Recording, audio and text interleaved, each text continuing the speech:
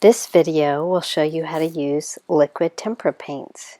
I think most of you have used them before. You'll have a paper plate with some paint squeezed out. You'll have your water and your brush and your paper, and don't forget to put your name on your paper. Starting out with a little bit of paint makes the most sense. And I think as you watch this video, you will notice that I keep my plate pretty clear.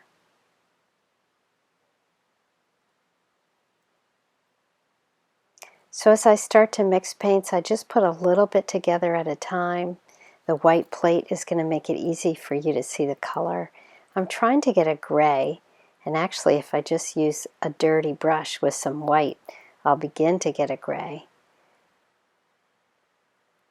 But you'll see I got that gray by mixing pretty much every color on the plate together until I got something super dark. That's mostly what working with liquid paints is about. Just experimenting until you get the color you want. And once you get it, make sure you make as much of it as you need to finish the section that you're working on. I'm continuing to encourage you to use values when you paint so that you can get a 3D look.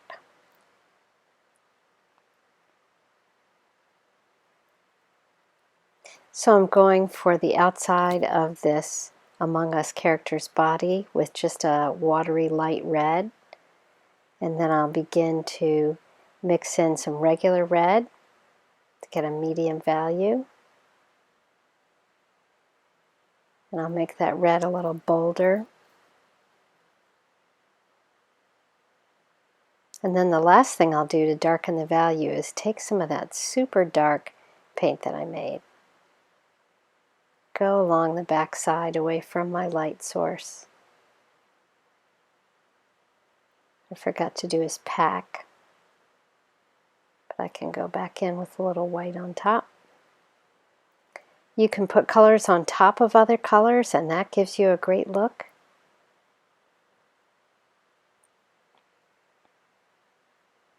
I'm painting some blue right on top of those yellow flowers and I'm getting a nice looking green. So when it comes to wanting to make browns or neutral colors, I put all three primaries together until I get something about what I'd like, and I want to consider a shadow for this guy. So I'm going to go and grab a little bit of blue and a little bit of yellow. And if it looks too green, I go for its opposite, red. Remember, opposites help you make neutral colors like browns and blacks. I can go back in with my paintbrush a little bit watery, and I can get these shadows looking better. Then I'll also want to go in and just get some of that dark paint on its own, darken it up with a little bit of blue, and I'm going right for the base of where his feet meet the ground.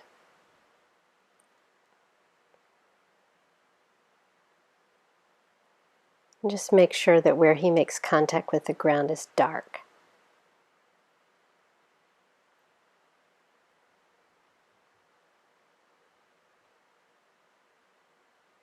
I'll put a little bit more green, and this painting still has a ways to go, but check out my plate. I definitely did not take all those colors and mix them together in a soup. If I find anyone doing that, anyone doing it at the end of class because class is over, I will not let you paint the next day. I want you to treat your palette with respect and responsibility. Look forward to seeing what you make.